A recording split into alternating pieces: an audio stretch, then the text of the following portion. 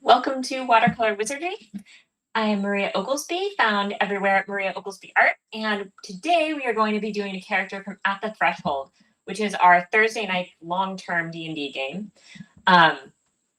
So just to plug a couple things before we get started, tonight we have Misguided Magic, which I'm so excited for. I have a t-shirt for it now. I'm gonna wait to put it on for the show. Look, we have this great logo designed by Kat, and you can find it on our Bonfire account, which has logos and merch and stuff for the Rainbows and Razor Blades logo, and I think stuff for every show that we're on, and a couple other things like catchphrases from the cast. Tomorrow at 6 p.m. we have Chaos Curiosities with this week's hosts, Chad, Kat, and Kristin. Chad is one of our other wonderful DMs who DMs the game that we will be doing art for today. Thursday at 5 p.m. we have his game At the Threshold, where you will be seeing Chris, who is also going to be in my game tonight. I think she's in pretty much everything. And we'll be seeing her character. I think we're going to wait until all of the art is done for every character before creating like the overhead screen or the template. But eventually you guys will be seeing the art during the show. Friday at 7 p.m. we have Solemn Exterior. Monday at 5:30 p.m. we have Madness Takes Artena. And then we have my show next week again. So jumping over to our character today, we have another very small character played by Chris. I think Chris just has like small girl energy because in my game she plays this super tiny Genasi. She is a reborn, deathly pale with green eyes and a heart-shaped face. Their hair is a pixie cut, mostly black with swooped white bangs. They have a solid but willowy, delicate body type, and they have some very specific clothes, which we will be going over as we paint. They've got some red and black leather armor themed with a lot of different knives and some blue woad markings on their face and arms that are sort of like, I think, integrated with their veins. They're kind of slightly skeletal, very thin with darker veining. They're kind of jittery, lost, a little timid. I have like kind of a shy girl pose that I'm going to be doing for her, but she's got a ton of knives, so that'll be fun. So let's go ahead and start by roughing in the character. So I want to start off by just giving a general idea. We're probably just going to be doing waist up, so let me figure out waist to head. If you ever have trouble with body proportions, it can be a really good idea to lay out the top and the bottom line first, so that when you get about halfway down, if you've only gotten to the shoulder or something, you can realize, looking at the line that you've made to show where the top and bottom of the character are, how much space you have left and what you should be working on and like sort of where you should be at in general. I'm going to go ahead and for erasers, I like using these Prismacolor or I think these are Statler erasers. But what you do to get a sharp edge is you just take scissors and you cut a piece off. So now you have a tiny sharp edged eraser piece. And if you're like me, you're constantly having to do this and cut new ones because your cats will come after you're done before you put things away and they'll take everything. But these work better than pink erasers. I don't like using these erasers that much. I only use them if I'm just doing kind of like quick sketchbook work or if I'm not really paying attention to what I'm doing. So I'm going to stick that over here. Keeping an eye on the pose. I want to make sure that I block out the head. So I'm looking at a couple different references. I have one reference for the head, one reference for one arm, and then one reference for the rest of the torso and the other arm. And then we have a bunch of different references for like the armor, the hair, other specifics like that. It's kind of funny. She's giving me like goth vibes, and we just did a goth character last week. So I'm going to go ahead and give her a really, really thin neck. The thing that makes your neck look long or thick is called your trapezius, and it's a muscle that attaches and kind of comes around your shoulders like this in a triangle and comes all the way down your back. So if you want to make someone look really frail or like their muscles are atrophied or, you know, they're really, really skinny, like not in a healthy way, you can give them like an overly thin neck. A lot of cartoon characters have this, but it's because they're drawn with the proportions of one sort of character, and then the head is much larger. So for example, they might be 6 heads high, which is, you know, what what like a 7 or 8-year-old's proportions are. However, from the neck down, they'll have the 8 heads high proportions of an adult, and they just have an overlarge head. But if the proportions line up with the head and you make the neck super skinny, suddenly it feels a little bit weird. Okay, so I'm going to go ahead and just rough in the character that, or the reference that I'm looking at is more of a healthy weight. She's a little bit curvy. So I want to make sure that I take that reference and I just really pay attention to the bone structure to make a character that's kind of skeletal.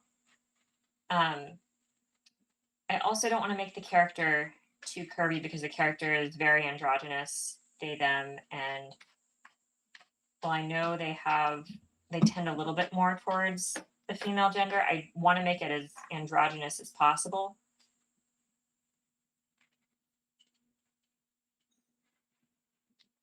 So usually with men, you give them broader shoulders. For them, we're going to go for something in between that. We're going to do very thin shoulders without any definition of like arm muscle really, but we are going a little bit broader with the shoulders.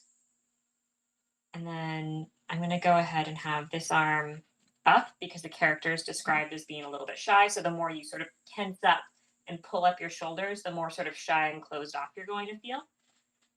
Let's go ahead. I just want to kind of block in the rib cage.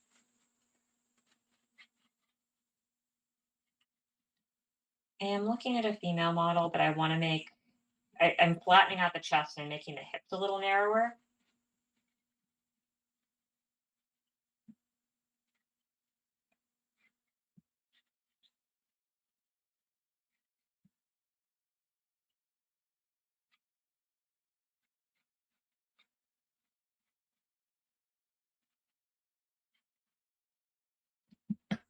So your waist is always going to be where your shoulder or where your elbow comes to, but if you're pulling your shoulder up, suddenly that's going to be a little bit higher over here. So even though the waist is here, this is where we're going to put the elbow because she's pulling her whole arm upwards.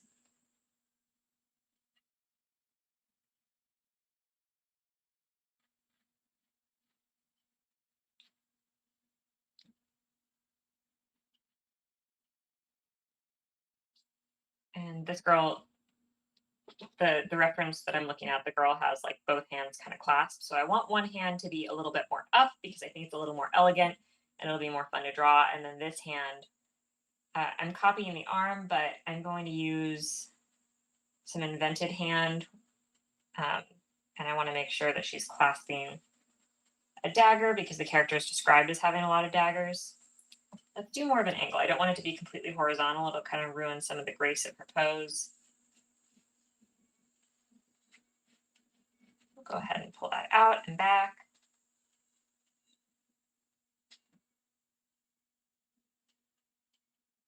I'll play around with the specifics of this later, but I definitely want to have some sort of like interesting handle over here. I'm just doing a few kind of swirly shapes to inspire me later.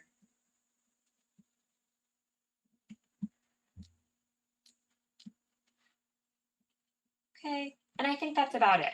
We're not going to go overboard with the details here. This is like a really brief, sketchy stage. I don't even know how well you can see it. Once we've done that, I'm going to go over to the face I'm going to be using, which the character is very sort of jittery and timid. I'm thinking more of like a wide-eyed expression. So I found a character or reference for somebody who has kind of big, wide eyes and more of a heart-shaped face. And I'm going to be using them as reference.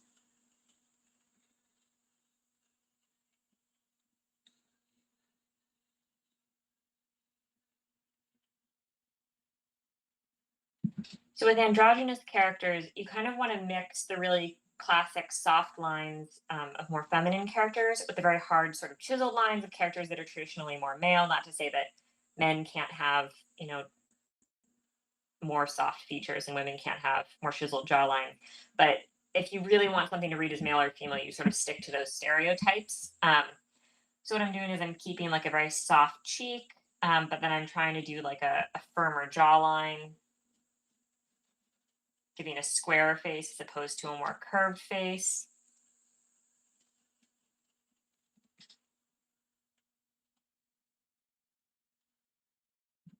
And then I know that the rough shape of the head is going to be back here, but the character has like kind of a swoopy pixie cut style. Chris, I was wondering, does your character have pointed ears? I don't think I saw, and I know for Reborn it can change around. Oh, okay.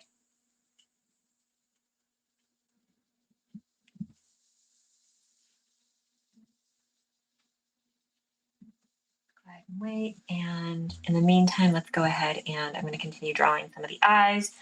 Since the character feels a little bit more innocent, I'm going to go for younger characteristics. So very large eyes, kind of like a wide-eyed expression with smaller nose and mouth. Those are closer to baby features. And if you want something to look cute or innocent, you give them features that are a little closer to that of a child, which would be larger eyes and a smaller lips and mouth or lips and nose. And then if you want a character to appear a little bit older, like aged, you give them slightly smaller eyes and you can give them a larger nose.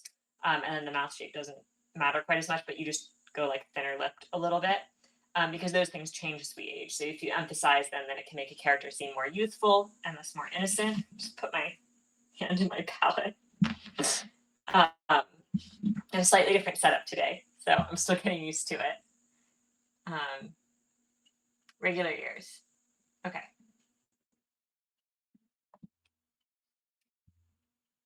Go ahead and do like some cute little rounded ears over here.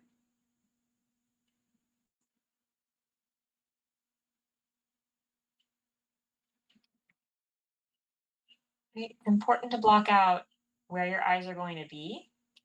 And if you're going to give a character really big eyes, the main thing you want to make sure of is that, first of all, you have at least an eye's worth of space between the eyes and that the eyes are on the same plane. So, for example, you don't want one eye that's below or above. The size itself doesn't matter so much.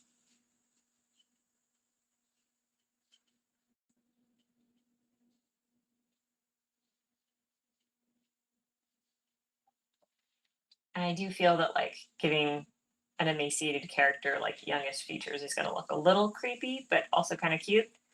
Oh, they look kind of like Chris is saying, they look a little bit like a reborn halfling-ish. So, which is interesting because I always picture halflings as having pointed ears, but I know like some people don't. So, okay, let me play around. Nose, keeping the nose fairly delicate and small, keeping the lips fairly delicate and small. I'm going to do sort of like a neutral / worried expression because the character is a little more uncertain.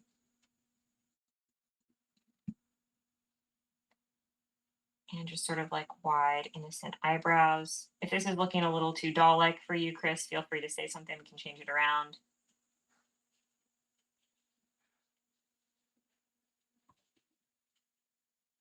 I'm going to go for a slightly worried expression. The way you do worried is the same as happy. You just curve it up at the end as opposed to keeping it kind of uniformly arched.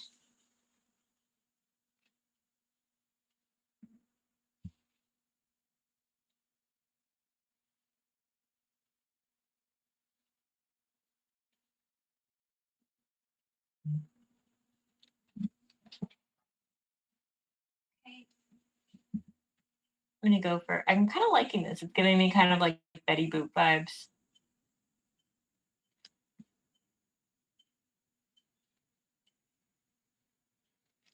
Okay. I think that's good for the face.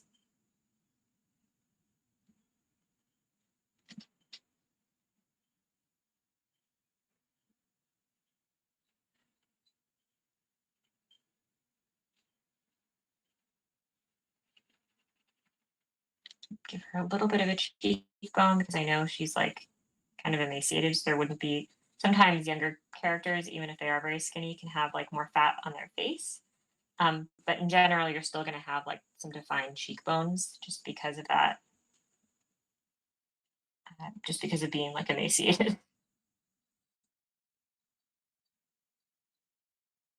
Just a little touch of shading as reference for when I'm painting.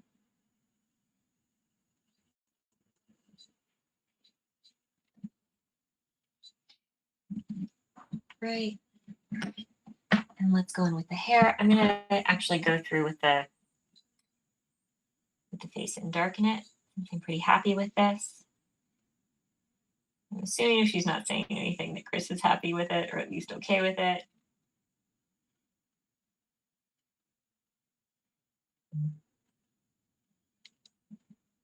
Okay.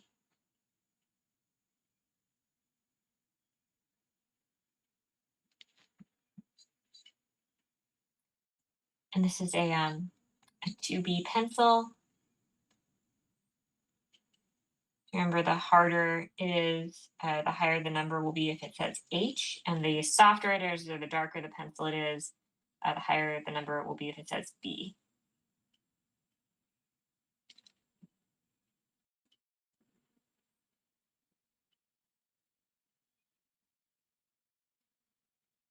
So generally speaking, there are things that are going to be darker.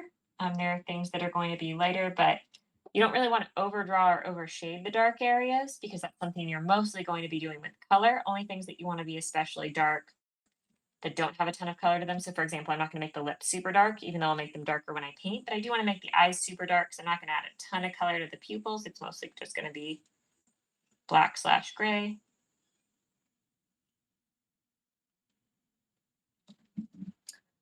Right, and then let me look at that hairstyle.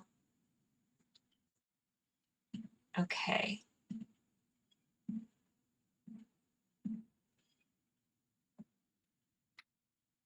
Chris very kindly gave me like a ton of stuff to work with. So she has really, really side swept things like this.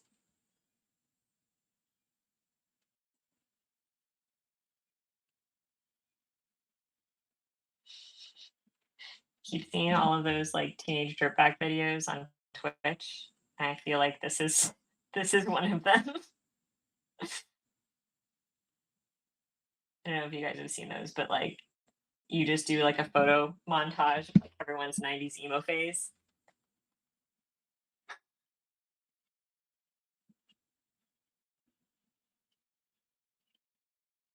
All right, so this area is going to be white and then the majority of it is going to be black. So I'm going to kind of isolate the area that is going to be white since I believe it's just a white streak. So we'll have kind of like a white skunk stripe and then we'll have black and black.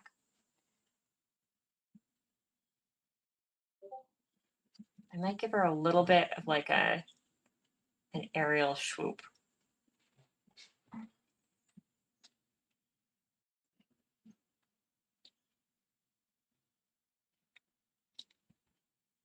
There we go. She's so cute.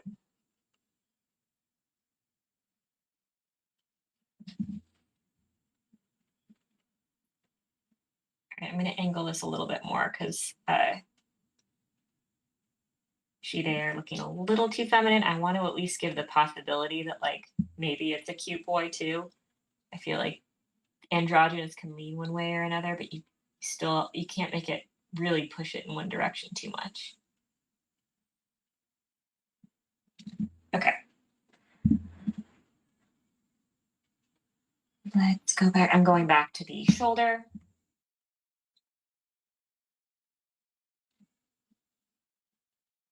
/hand. All right, and I'm going to stay a little bit more with the 2H pencil for the rest of this because I know we're going to put armor over the body.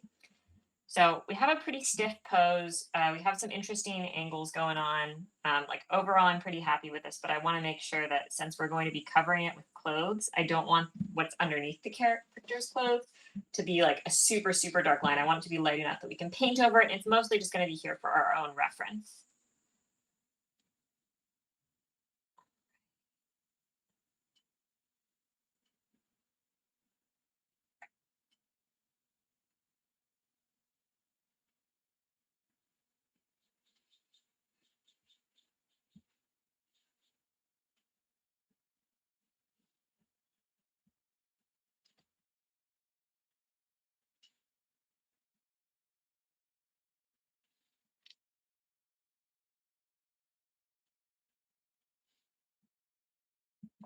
Oftentimes it's helpful to draw where the tips of the fingers are going to be and then to draw up and over and kind of draw a line to where they are going to end, as opposed to drawing from the knuckle down. It's a lot easier to end up with fingers that are the right length, slash that are going in the direction you want them to go.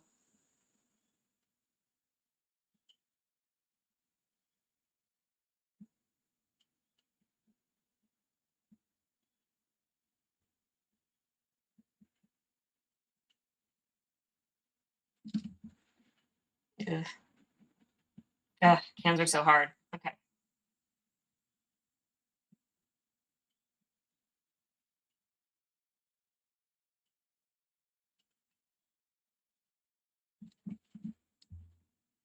Oh, okay, this is fine, especially if it's going to be covered by a glove. Actually, are they wearing gloves?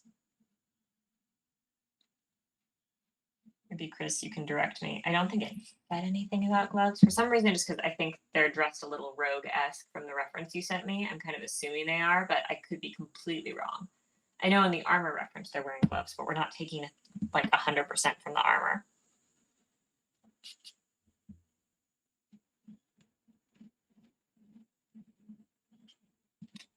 In fact, if you draw a line directly down from the crease of the elbow, that's not where the elbow is. The elbow is actually a little more positioned outwards, and it curves around a little bit more than you would expect.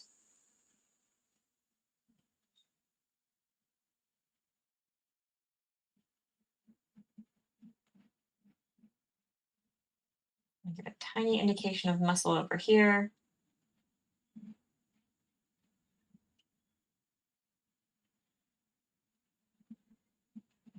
Same here. You don't want too much. You really can't build muscle when you're kind of skeletal skinny, just because you're not healthy enough to. Oh, you know what I think I did? It's the wrong angle. I have to destroy it. There we go. The thumb should be up here. That was silly. Okay. Yeah, let's redo that. That already looks better.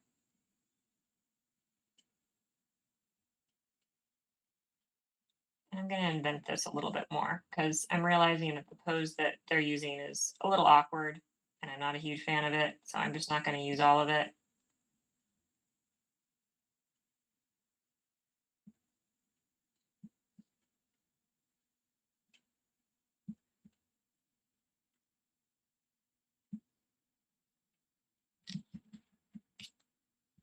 There we go. She's like, oh, who, me? I don't know. I didn't murder anyone. Does she talk like that? I don't know. With the face, I'm picturing the voice. I'm assuming she probably does not.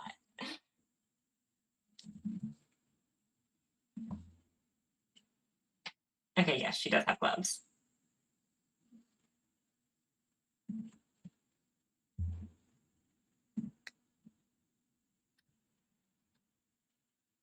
And then I'm just zooming in on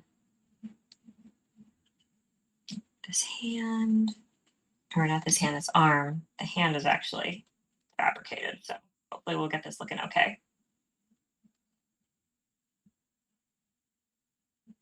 Been trying to study hands more, so hopefully it'll look all right.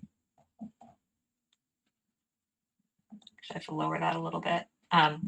When you bring your hand to your shoulder, your wrist should, be kind of where your bicep is. So if I brought this up, it would be way too tall. So that tells me that I have to bring down where the elbow is.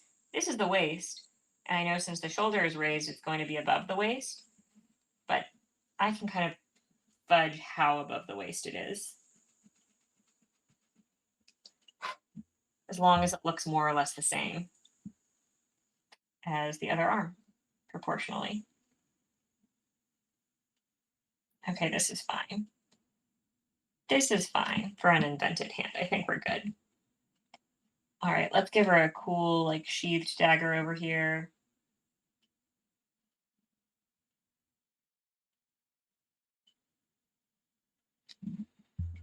Feel like they'd probably be like strap on it, right? So that you could buckle it on.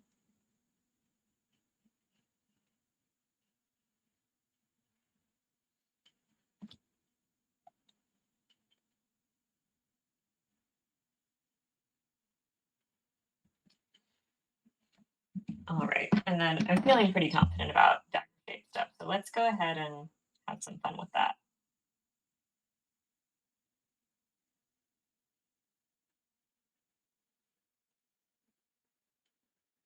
Maybe because I'm used to Chris being a fire genasi for my game, Misguided Magic, which you can catch at 4:30 p.m. Pacific time today.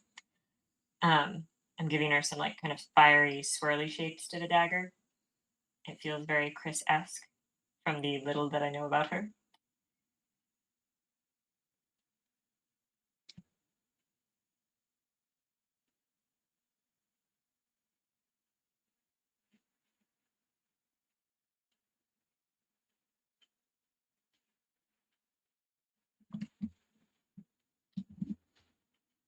Yeah, it looks cool. Okay.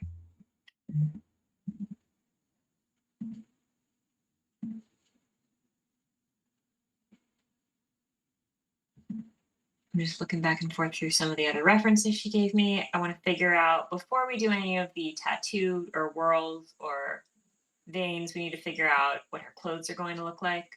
Their clothes. Chris said in her message they were more she, they. So, okay. And I know that they have, okay, they're described as having, all right, I'm going to ignore the boots since we're just doing waist up, but black leather arm guards just above the elbow, red and black hood with a face mask for when worn adventuring, 2 daggers with shoulder holsters, 2 at the waist. Okay, so let's go ahead and let's do hips, waist, and then let's end this with the daggers. We can have 1 dagger going off here, and maybe 1 dagger that's like hanging a little bit below the other one.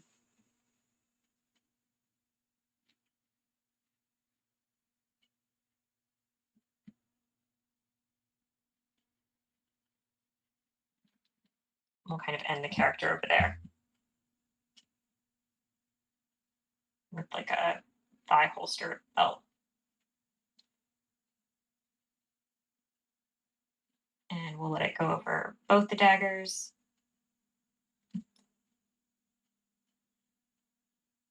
And just kind of making, when you draw an X between two, like a box, you get the center of it. So if I know that the pelvic box is tilted this way and these are the corners of it, if I draw a line between those 2 corners, I will figure out where her legs start and end.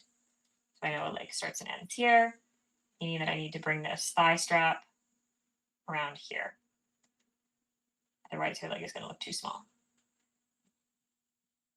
And I don't need to do anything to the other leg because that's where she ends. Let's go ahead and draw on those daggers since they'll go over top of everything. I feel pretty confident going in with a darker pencil.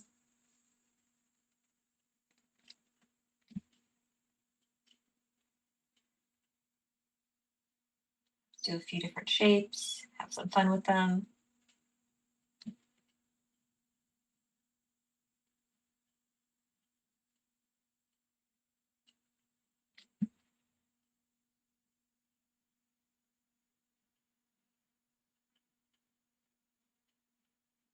I'm assuming that they're all pretty cool looking, but have come from different places. So I'm going to go ahead and do like 3 different dagger styles. Can't speak today.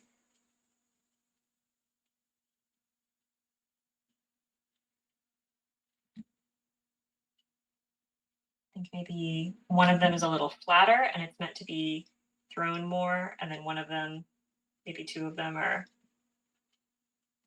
a little bit more for being stabby.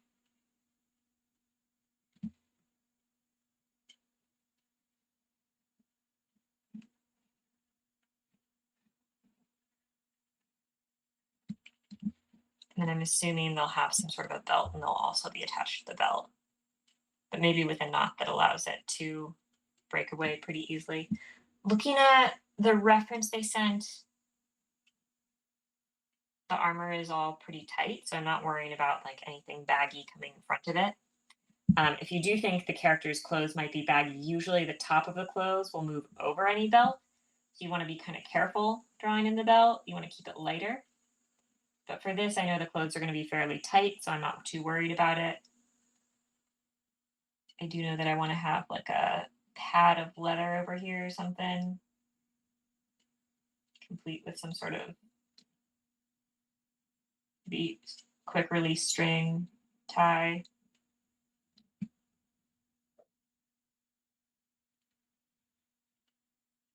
All right. Oh, there should be a buckle.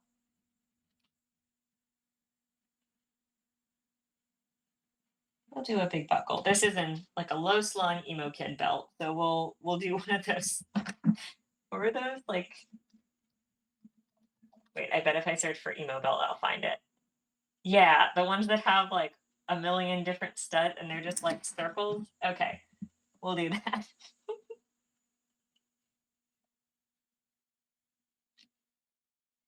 Wait, we'll do the one that has two.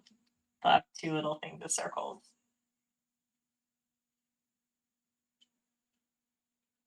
I'm sorry, Chris, if this is too cringe for you, let me know.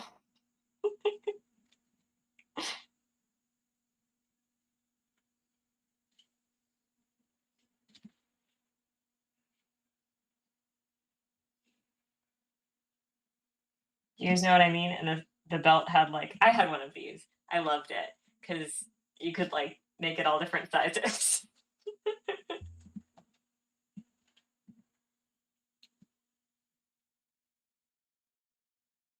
All right, we'll give them that belt with a holster. This was like tween Maria's dream outfit. It was like half Renaissance fair, half emo kid. Except those were not the clothes my mom bought me, so that is not what I wore.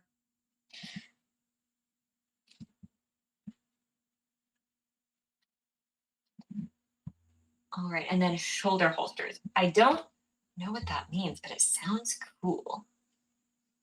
So I'm kind of assuming that they go around like a bicep like arm thing, and then they come down like this, and they're both smaller.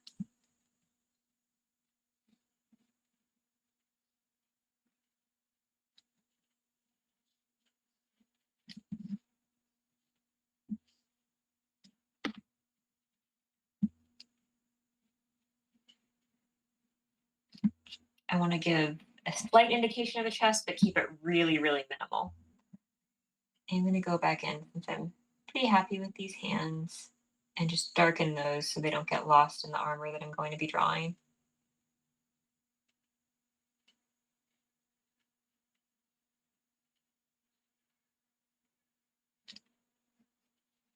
And about here, I know that they have like something going on over here, so I'm going to wait there.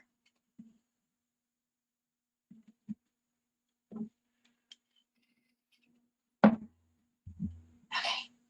So I think because they have like a, I'm looking, it's one of those like, oh shoot, what are they called? They're like hoods for cloaks, but it's only the hood. I'm blanking. I know what they're called. But anyway, they have one of those, and that's what the hood is. Slash. Oh, cowl. It's called a cowl. All right, so we're going to go ahead and the one I'm looking at reference for has a bunch of like pointy edges, but I'm going to go for much softer shapes for this character because she's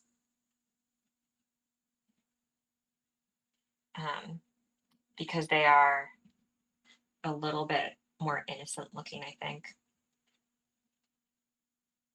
So over here we have the mask, which can be pulled up. So I'm going to go down over here.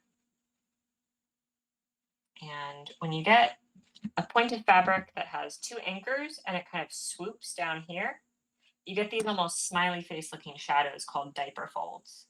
So we're going to have a bunch of those because there's a lot of extra fabric here. Almost like a bandana.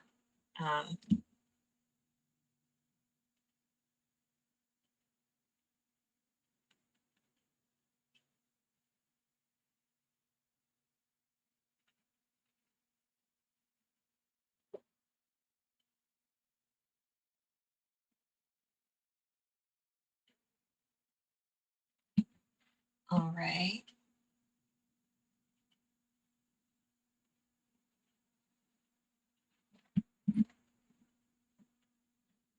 And then over that, we'll have the armor. I'm going to go back and double check the description. Red and black leather arm guards to just above the elbow. Arm guards, I'm assuming, are the same thing as bracers. So let's go ahead and got kind of like a swirly thing going on. Let's do some more swirly designs over here. We'll do something a little asymmetrical and funky. I'm so tempted to do the mesh emo kid gloves. But it's okay. We'll just do regular gloves. It'll be fine.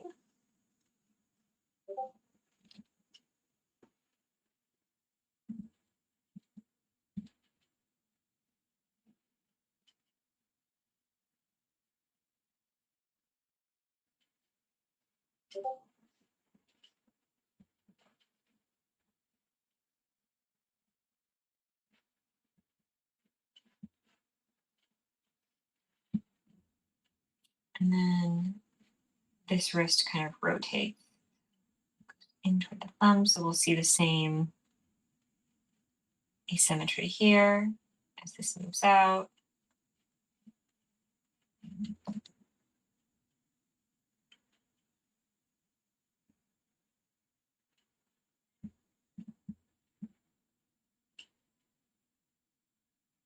I'm going to do some thinner straps as opposed to thicker straps and just have more of them because this character feels more delicate.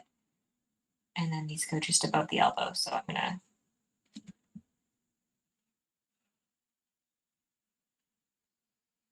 continue over here.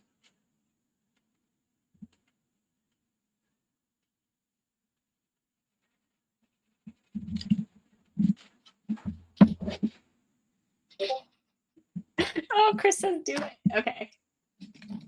Wait. Let me find a tiny little micron. We'll just block those mesh gloves. Oh my gosh, yes. Okay.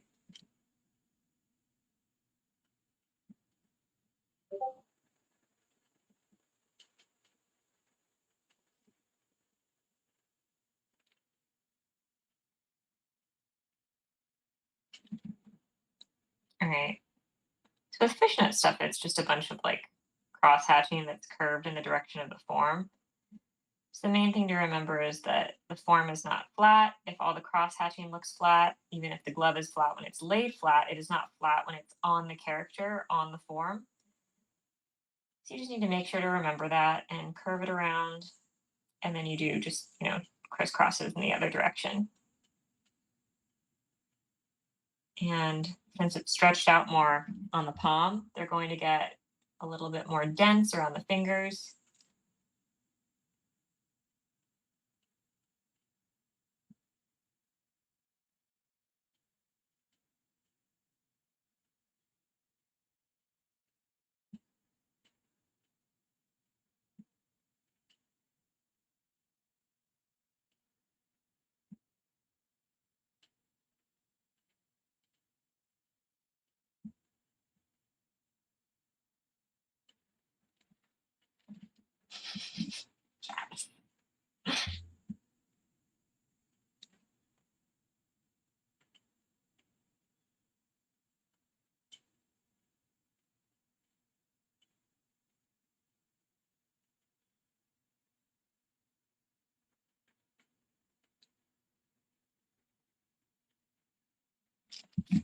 So I'm using black micron pen here, partially because I want some very dark lines for this, and it's very, very easy to get dark, precise lines with a micron pen because it's a monoline felt tip, and also because I want this to come off as very precise, and it's easier. Yeah, it's easier to get the precise lines. It's easier to get very dark lines, and because watercolor is a water-based medium, then you need a waterproof ink in order to draw with. I could either have used my pen nib, if it's for dipping, but it wouldn't have been quite as precise for these tiny, tiny lines, especially since the nib isn't brand new. The pen is a little bit easier, and micron pens are actually waterproof. So I can go over this with her flesh color after the fact.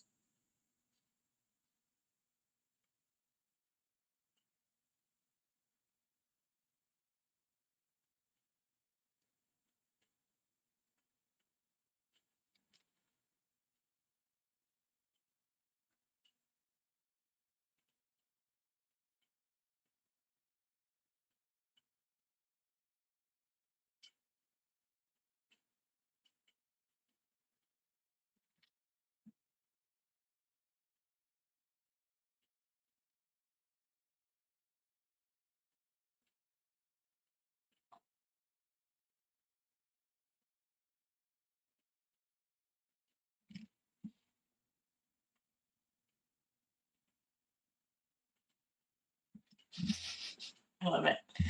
Okay.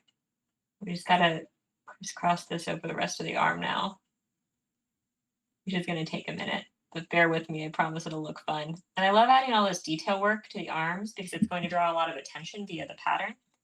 Let's go ahead actually, and I'm just gonna go ahead and line up the micron pen out, go over the eyes.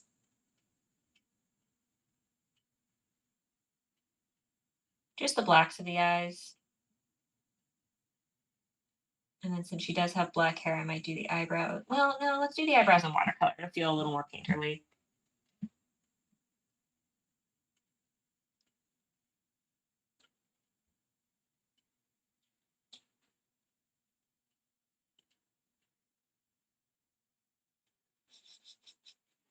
Like the Teenage Dirtbag song stuck in my head.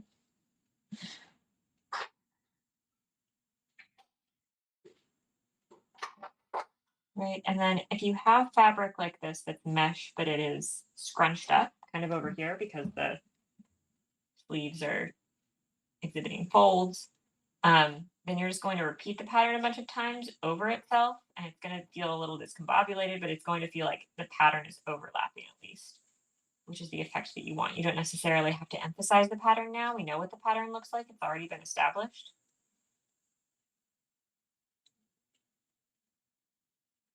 You want to make sure that the pattern moves along with the fabric. So I'm doing all these curves. Over here is one line goes over the pattern.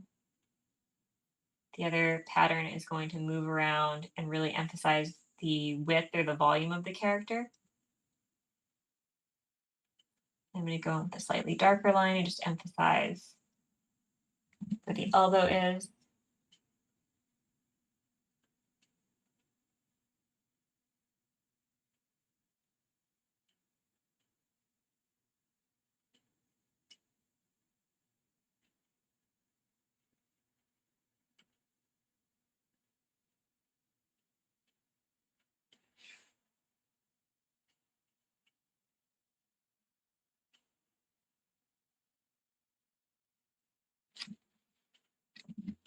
All right. That's fun. Okay.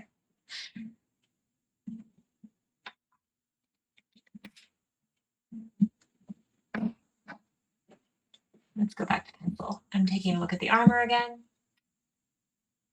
We have this. We just need, I'm just double checking the description again because I don't want to mess up something that she specifically asked for. So red and black leather arm guards. Okay. We already have kind of a color stripe over here. I'm just going to emphasize that so that we can have a little bit of black in the red or vice versa. And I'm going to make sure that gets done on the other side.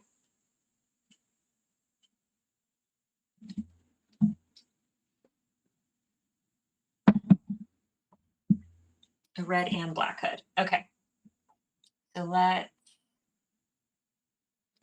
we've got kind of a stripe theme going on. Let's just add a stripe over here.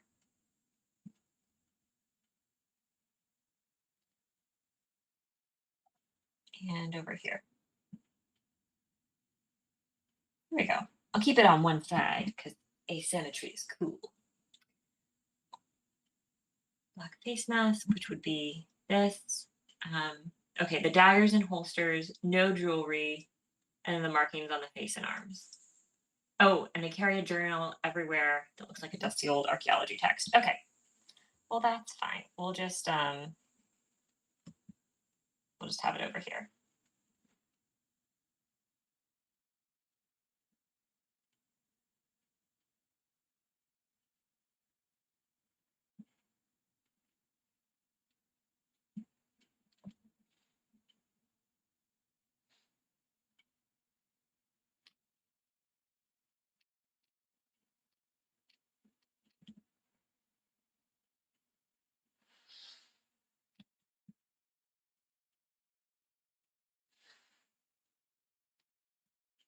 you've written a lot or if you have like a lot of things pasted in pages, often they'll fan out at the end. So we'll go ahead and do that.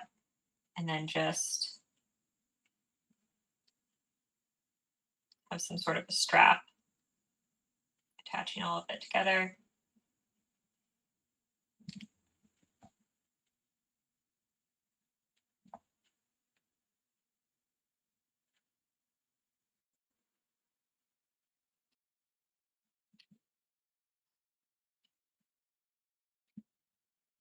And we'll play around with it when we paint. We'll give it some off coloration, but I'll give it a few smudge marks here since it's meant to look like a kind of old battered book. There we go.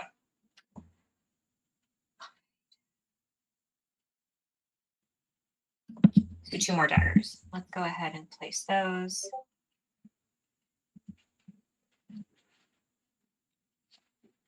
I'm going to do some really simple, delicate designs here because I don't think they would want their arm movement impeded. So we're going to keep these as like super simple throwing daggers.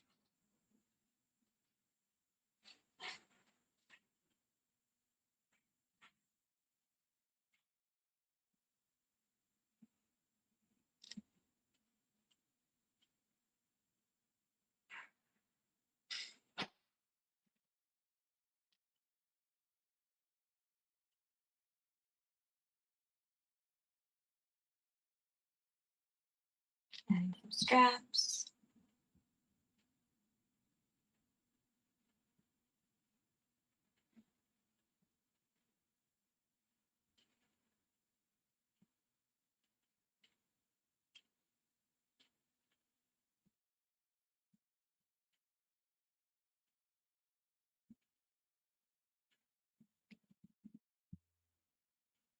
And then North Shoredom.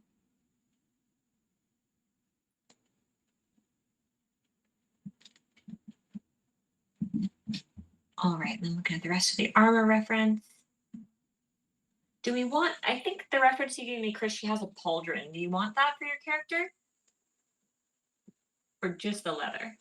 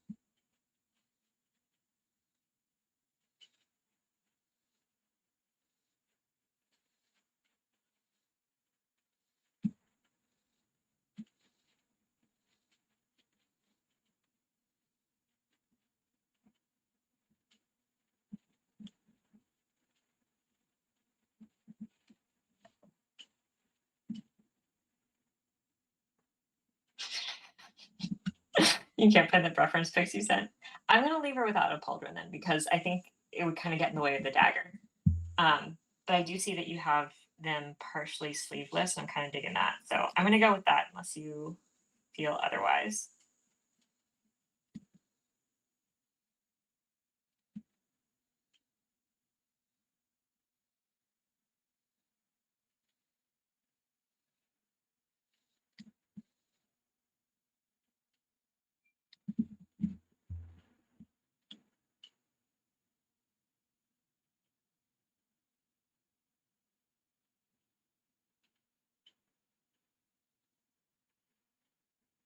I think like the main thing I'm kind of taking from this reference that was sent is the idea that it's tied together with these like little straps, which I like a lot.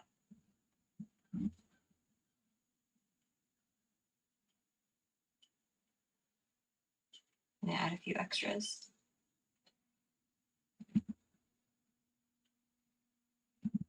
I think that feels good because I feel like the emo aesthetic is having a bunch of really busy things and a bunch of black things.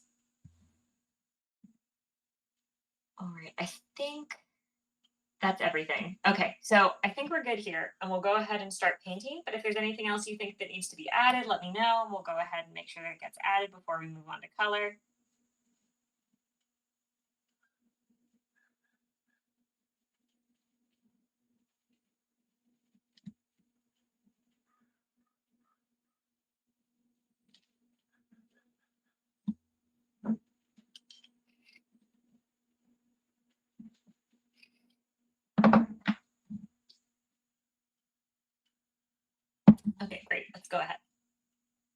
So looking back at some of the specifics, I'm going to do this first because I almost forgot it last time. Is we're going to start with the eyes, and we're going to make sure to give them green eyes, which is what was specified.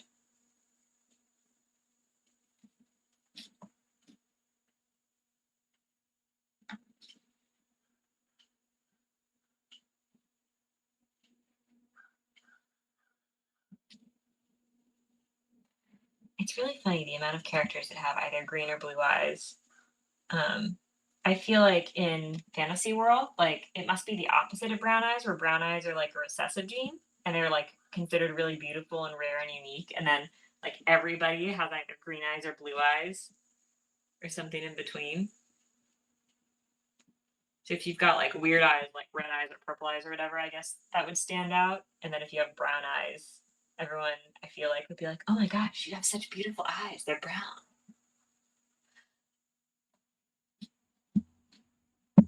All right.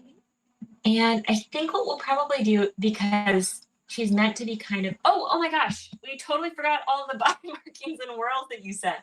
Wait, let's go back and do that. That's important. I don't know where I'm going to add these veins because a lot of her arms are covered. But I do think, I mean, if you want them, we could maybe add a few by the arms. I think adding these like tattoo like swirlies, um, I think those are going to be a lot already. But if you want them in, I can find a couple spots. Just let me know. Oh, just a little bit at the neck? Okay, sure. I know you said the face as well, but are we leaving the face free of them? Let's go ahead, and you had like a cool swirl that you sent me over here. Oh, maybe the blades are kind of designed to like mimic the swirls.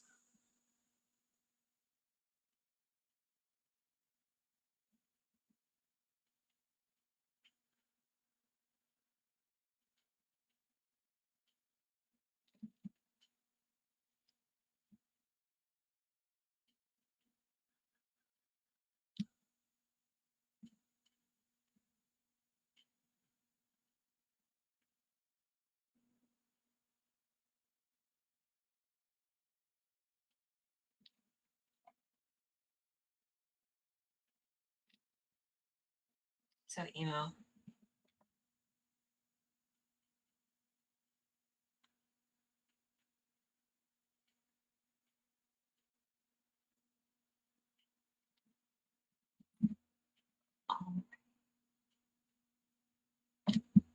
I think that's fine. We don't need a bazillion of them. Oh, face could just be the swirls? Okay. If the swirls like I'm looking to see. I think the second one you sent me has like almost like a Mike Tyson tattoo swirl on the side of her face.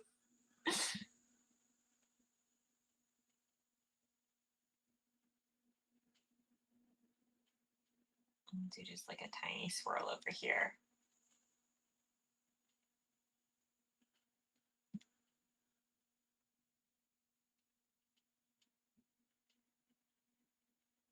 And maybe part of one there. All right, so let me look at the description. She's described as being deathly pale. So I think what we'll probably do is, okay, I think what we'll probably do is not add as much pink to the skin tone and then add more blue, because usually, I mean, skin tones are always brown. They're always going to be a mix of like red, yellow, and blue. And usually you emphasize the red or the yellow, and you have very, very little blue, and then you sort of water it down and lighten it, or you darken it and make it more saturated. So you get sort of like a yellowish or orangish or pinkish tint to the skin to make it look natural and alive. So what we're going to do is we're going to take something that feels a little bit more purple and just add some yellow to it. And we're going to get a little bit more of like a deathly brown. It's going to feel a little more purpley, I think. I'm just going to really water that down. I don't want to put too much pink in it. Let it be kind of dark. And then since she's deathly pale, I'm just going to really water it down so that I'm barely getting any color. And let's go ahead. Yeah. And we've got kind of like an unnatural, not pink skin tone over here.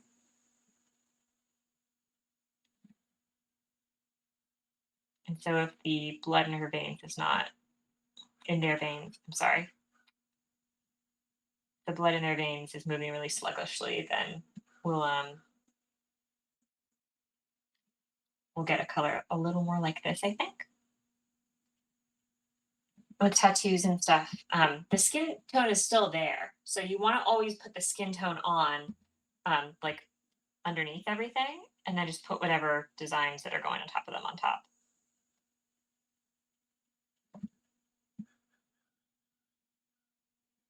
Okay.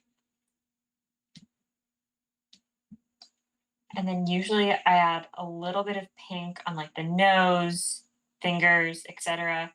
I might still do that, but I'll make it more of a purplish pink so that it feels like it kind of goes with the palette of the skin tone. I think it looks cute.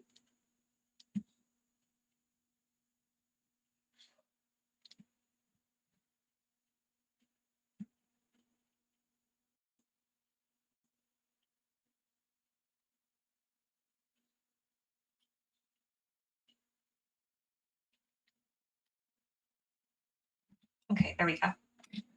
And then let's go ahead and mix up, like, I think there's already like a sort of pinkish purple over here.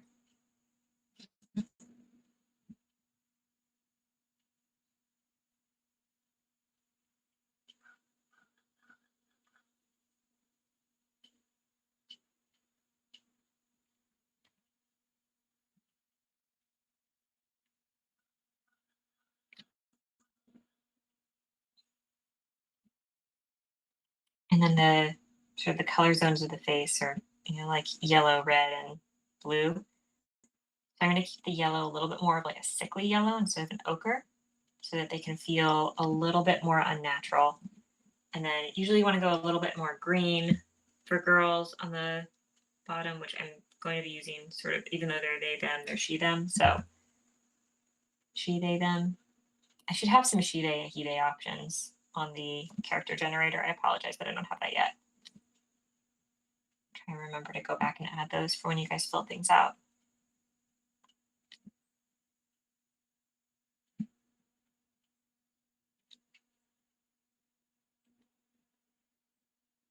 And then we'll go back when it's a little drier and we'll add in some other shadows. We just want to add a few other colors just to make this feel dimensional. And like there's something going on here. So it's not just completely just sort of blank. Then it looks sloppy.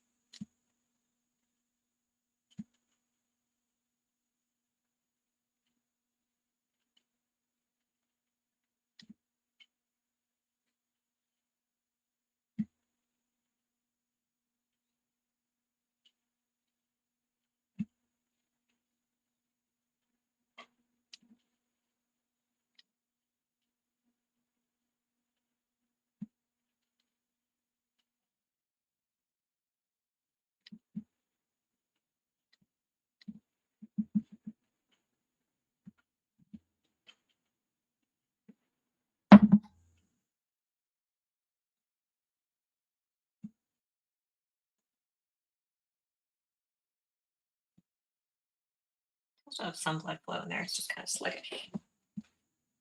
Okay, when that's done, we'll put this back. I'm realizing they don't look super pale, so I'm going to go back in with a dry brush and pull up some of it. So I'm hoping that color iterations will still be there, but we'll pull up some of the pigment so they just feel like really pale. I can also blow this up or blow this out a little bit in Photoshop when it's all done. There we go. I think that looks a little bit more deathly. And then for white, you never make white completely white. You want to add a little bit of color to it. So I've got kind of like a bluish off-white over here that I'll be doing the white streak in their hair. And then we'll wait until everything else dries to be black. Because if black bleeds, it's really hard to get up.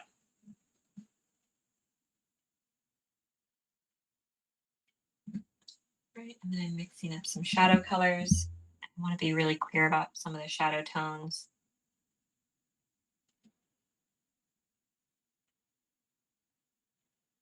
Because even if a character is really pale, they can have very defined shadows.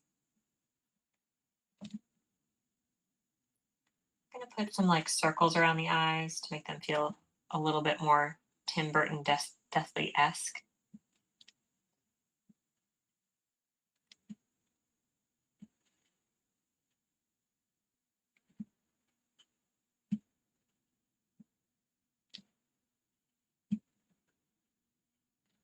There we go. A little bit of a Edward Scissorhands vibe there for you.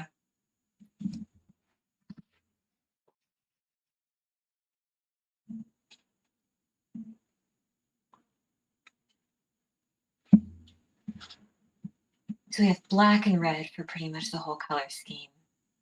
I think at this point, I'm just going to exit out of my reference. Don't think I need it anymore.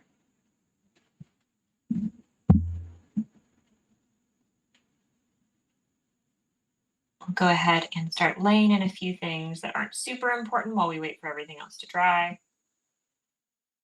We'll do this book.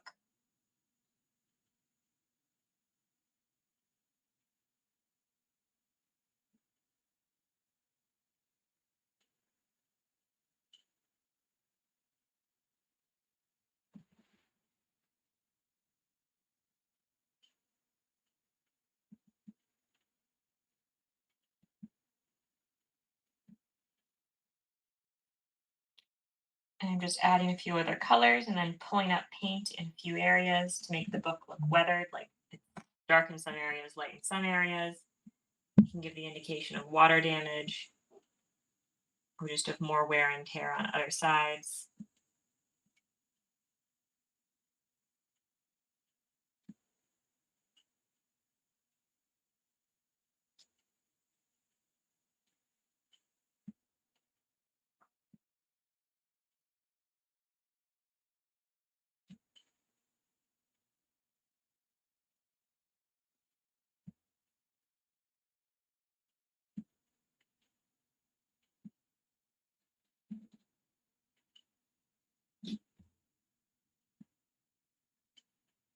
Just take some desaturated yellow, get the impression of some weathered pages in here.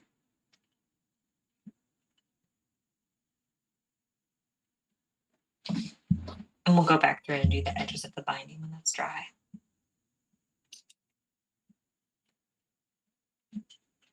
This is pretty dry. Let's go through and add some eyebrows.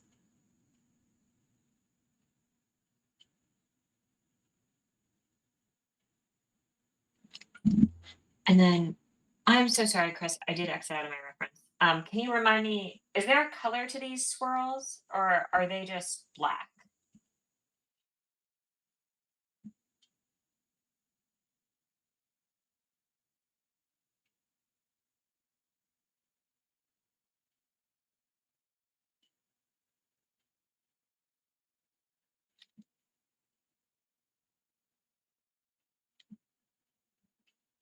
They're blue, okay.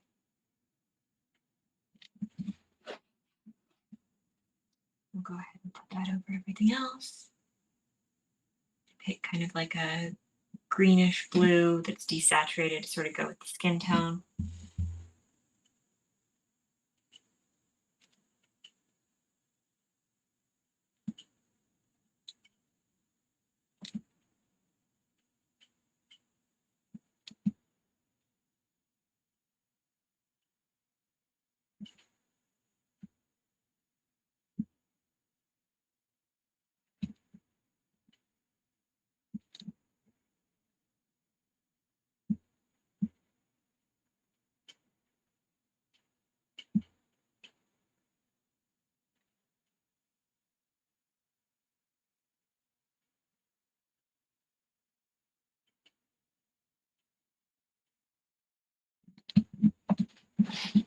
I think that's all of them.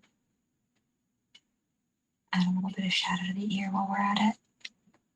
And the bottom of the nose.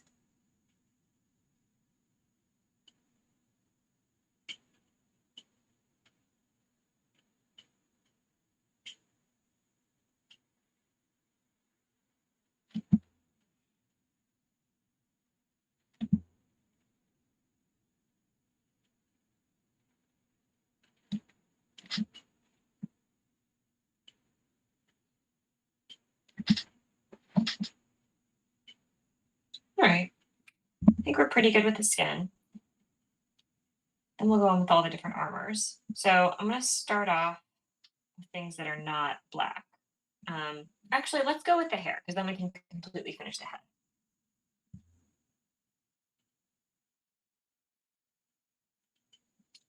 This is like a super dark blue. I'm going to mix some indigo with it.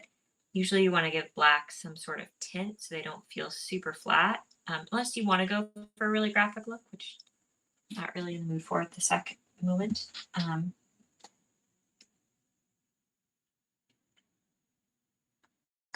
ahead and try and get like a really dark sort of graphic tint over here.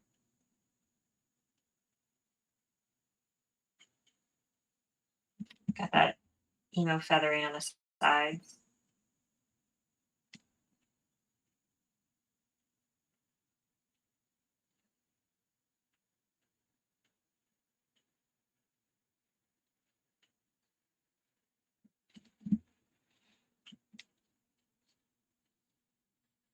Just going to come into the white a little bit because I don't think it would be perfectly separated. Just try and get those really precise points on here. They feel like really fine hairlines. There we go.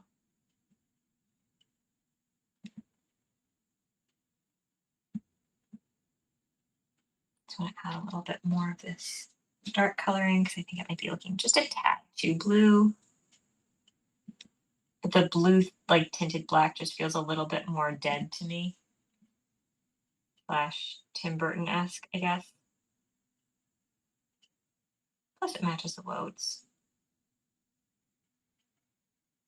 But if it feels too blue to you, Chris, we can always go back in Photoshop and darken them.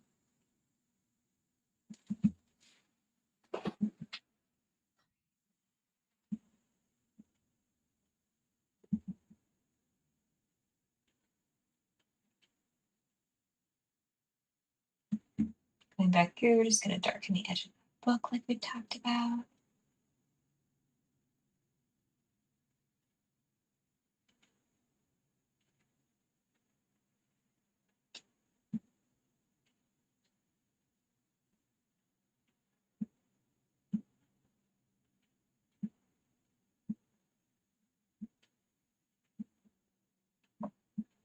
I'm just trying to mix up a kind of like dark purplish brown.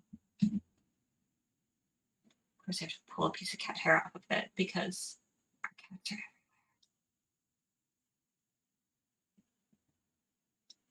But I want kind of a deep brown for most of the leather work on here that is not black.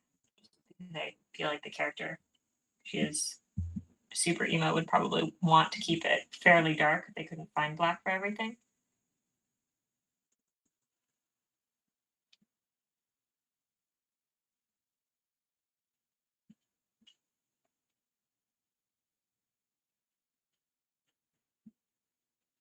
Actually, it's kind of coming off as black. I want to make sure it doesn't fully come off as black because I want some of these things to be really black and I want them to stand out, or at least not completely blend in with the rest of the outfit. There we go.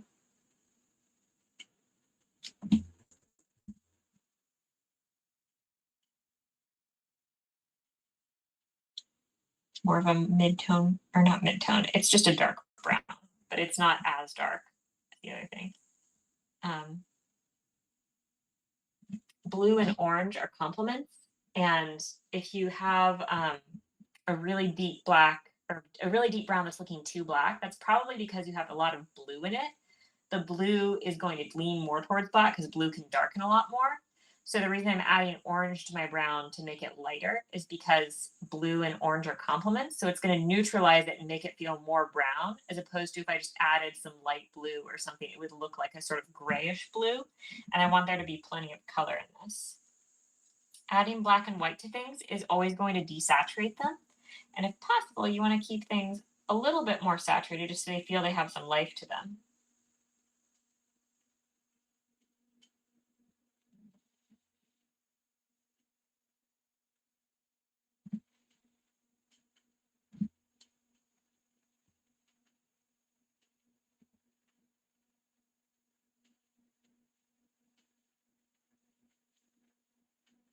And she's got a red theme too, so I'm going to give her a little bit of red leather over here.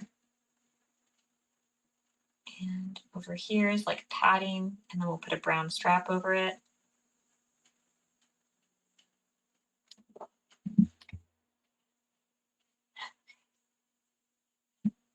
We'll just play around with a few different browns here. There's a lot of sheaths to go through, a lot of different sword bits. Some of these are going to be metallic, so we should probably get like a kind of light bluish gray up.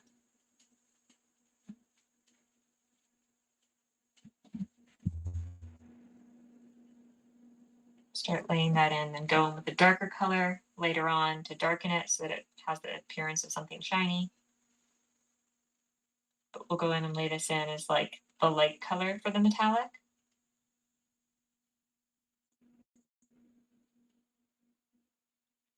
And then we'll go in with darker colors in a bit.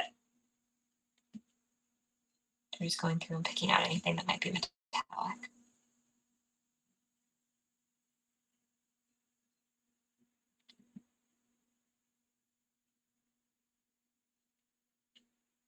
Oh, okay, matches the load actually. Right. And then I don't think I'm going to bother with the buckles right now, except for the big buckle by the belt.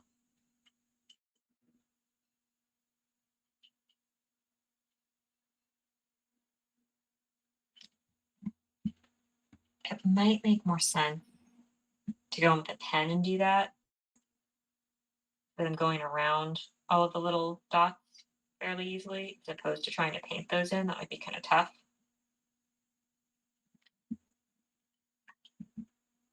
I'll just do that. I have an O3 right here I can use. It'll take forever.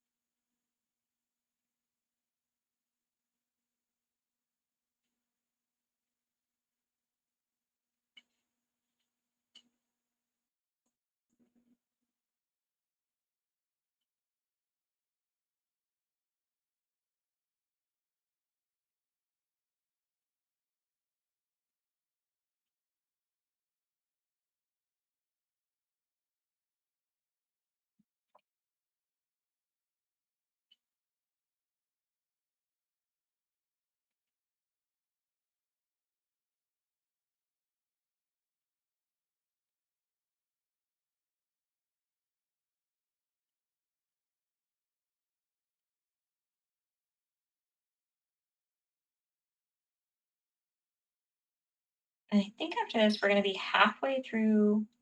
They're at the threshold characters. So probably by mid-September, we'll be completely finished with those. I want to do a few of the NPCs for my campaign. I might also be doing some My Little Pony one-shot characters in Procreate and switching over and doing a digital week. We'll go around and just sort of like see how we're feeling at the time. Maybe we'll do a vote or a poll or something. You can let me know what you would like to see. We might also be doing like some scenes or alternate outfits for some of my main characters for my game. Right now I've been doing a bunch of those and I've been posting them on TikTok. So if you're interested, you can go check it out.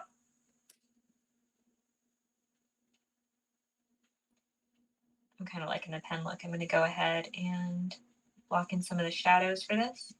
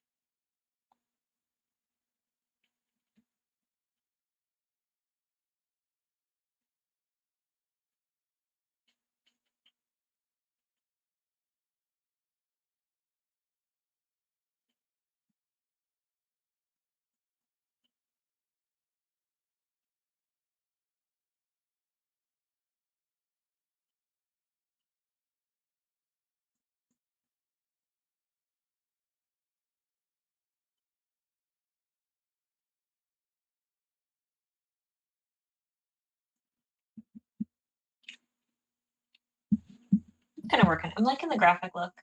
I'm gonna go in and do the rest of her armor that way. And then just kind of use a wider brush to roughen the shadows.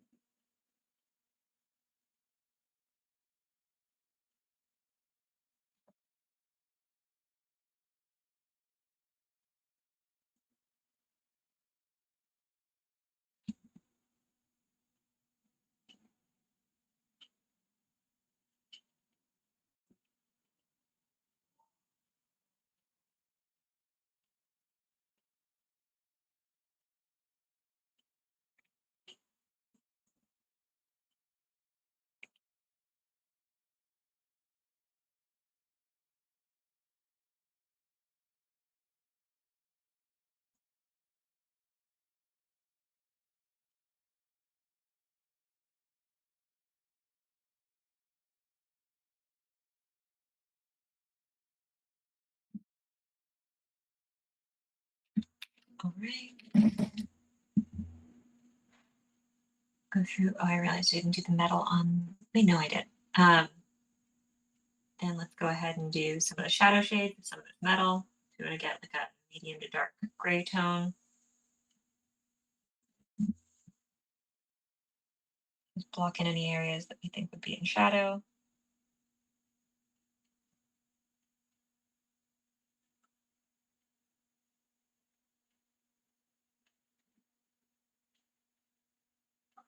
Looks like there's like a gem or something on this one over here. It's on a handle as well. Maybe let's do that. We'll go through and we'll add like a little pop of color since they have a red color scheme as well. We'll just do like a garnet or something.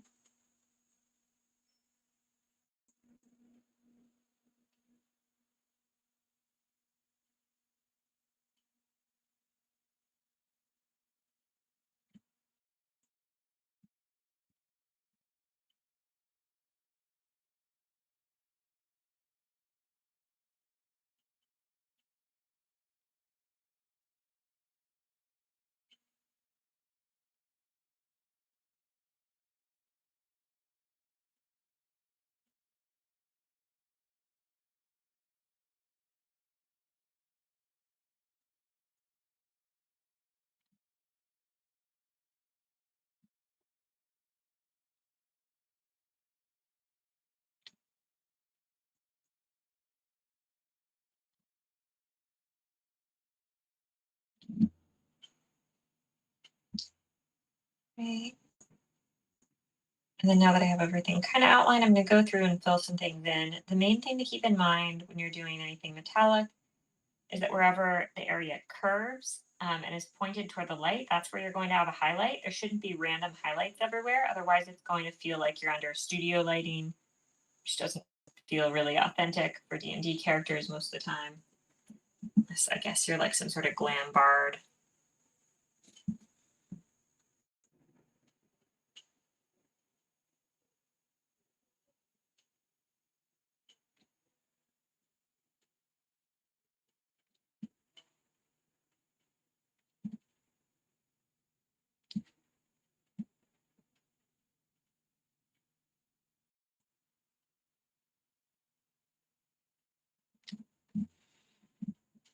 All right. Going back to some of the leather and grabbing a brown, we're going to go ahead and just quickly rough in some of these other leather pieces. You want to try and make each leather area a slightly different color, unless of course they are meant to go together. For example, trying to figure out what leather I used over here, because that should imitate this area. I think I got something kind of close.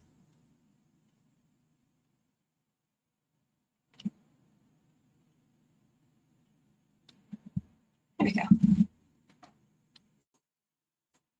For things that have like a lot of little lines, even if they are all the same color, what I like to do is I like to go over them with a fairly light wash then once I've gone over them with the light wash, I'll wait for it to dry and then go with a slightly darker color and just pick out any shadow areas, or you can redo the lines if it's something really small. That's just as easy.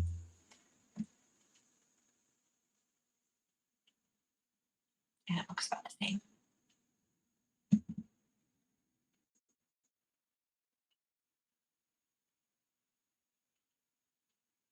And once we've done that, a lot of this is just going to be filled in black or black with red streaks. We'll probably go back through and do the red streaks first after we finish all the browns. And then we'll have a really big swath of area that is just black. Which again, we're going to try and do more of like a bluish chromatic black.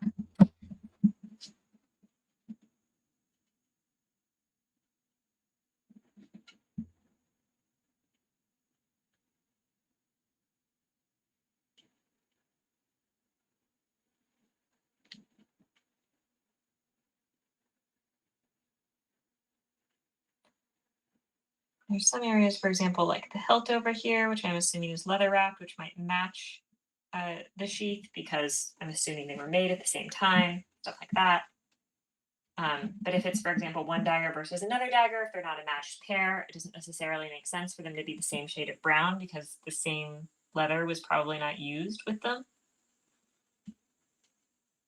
At least that's my thinking. But if you have a character who, I don't know, is like dressed really well and you say they had all of their leather like custom made for them so that it matched perfectly, and that's like a character trait of yours, like go ahead. There isn't necessarily like a hard and fast rule for a lot of this.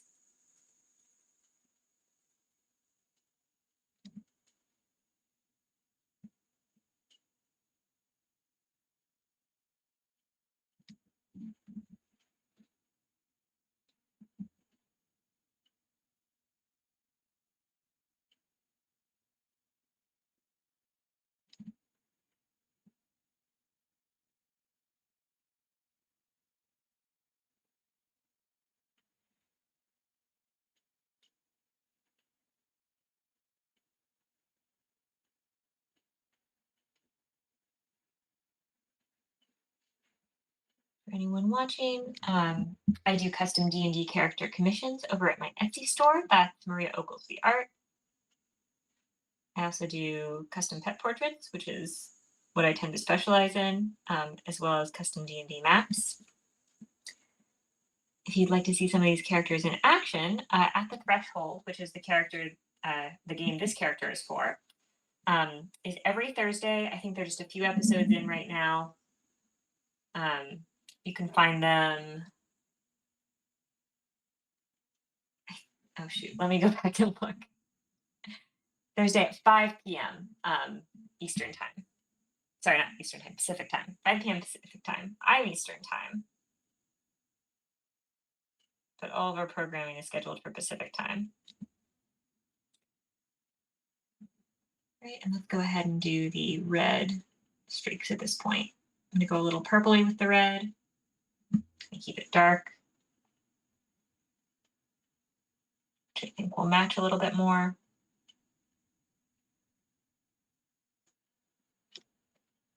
You want to make sure that whatever you do is coming out from where the skin is, because things are not skin tight unless they're wearing like a super tight outfit or something.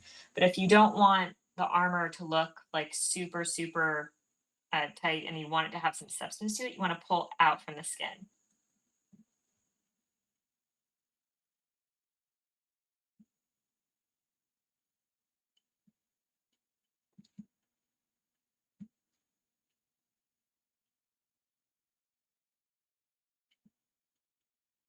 If you'd like to see my characters in action, the ones that I painted for my game, that's going to be playing starting at 4:30 tonight on Tuesdays.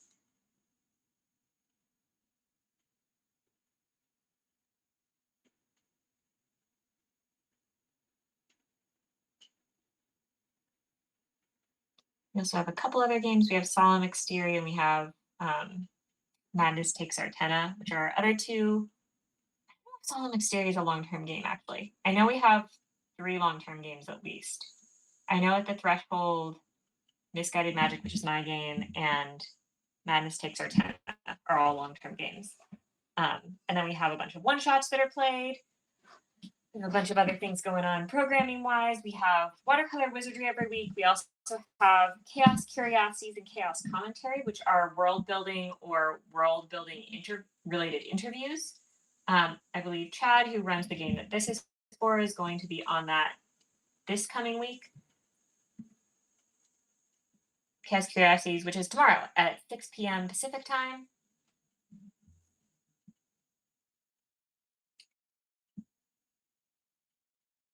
Fallen Exterior is long term as well. Just let me know.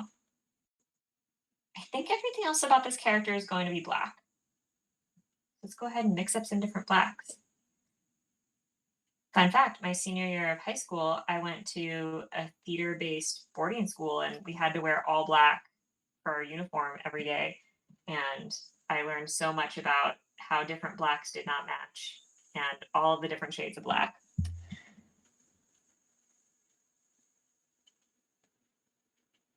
So I know you can have a bunch of different ones. But I guess also as an artist, I know that.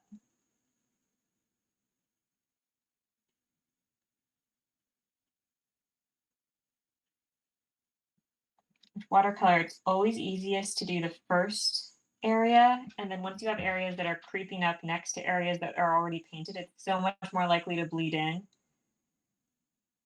I'm trying to go for whatever is at the bottom, so like the armor is underneath the gauntlets and the cowl.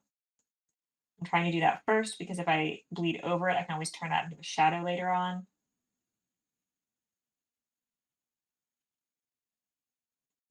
But it always feels a little precarious.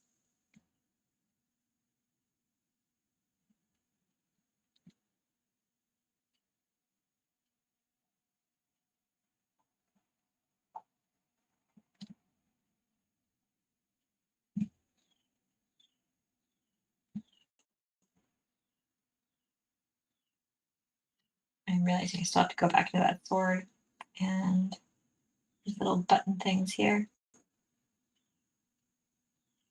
Because they're so dark, and this is just like a very deep grayish blue as opposed to a true black, you can still see the black through everything.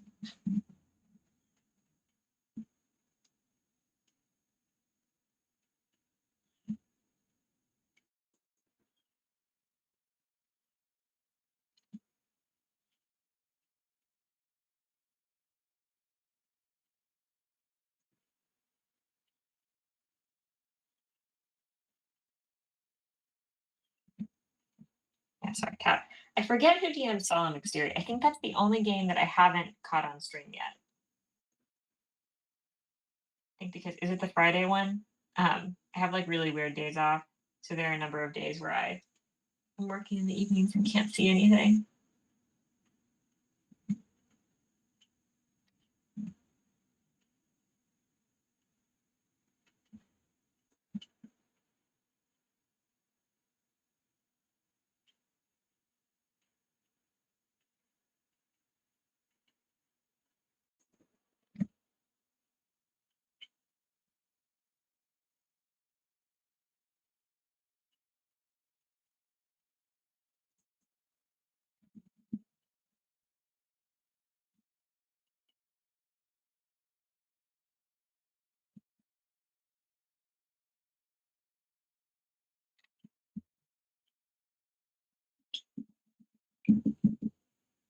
Oh, it's a Friday game. Yeah, I work until like, my work schedule is insane because I'm working on the East Coast time schedule that is already an evening work schedule. So I work until like 12:15 at night on Fridays, East Coast time. It's insane.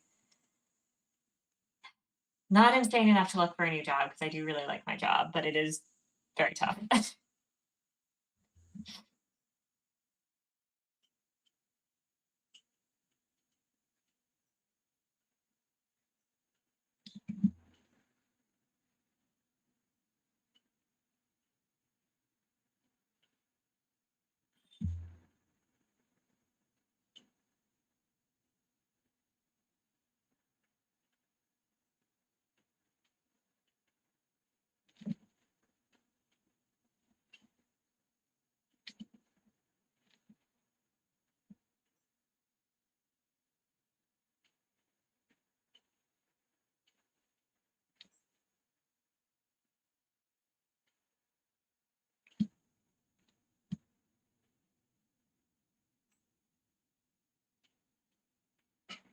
I'm going back and forth here because I realized as I started painting this in that this isn't quite dry. So I'm gonna come back to it and see if it'll be dry in a minute.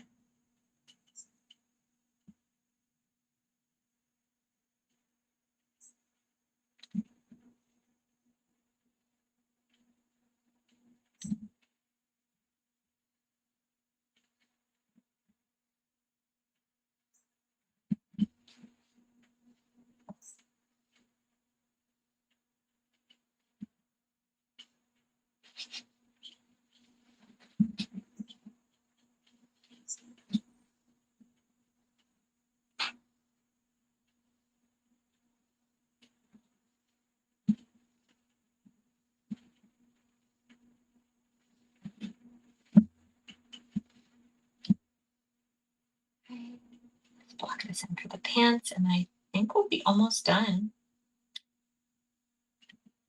We'll just have that cowl left to fill in. I don't think we have anything else left to color.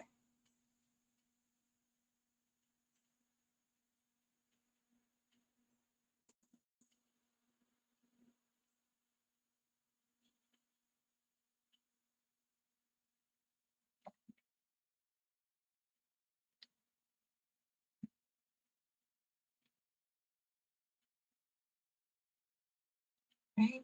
So as we finish up, I'm just going to go ahead and plug everything one last time. So you can find me everywhere at Maria Ogelsby Art. It should be in the chat or it should be on the screen at some point when we close. I'm on TikTok doing art tutorials for anyone who is interested in learning to draw or paint.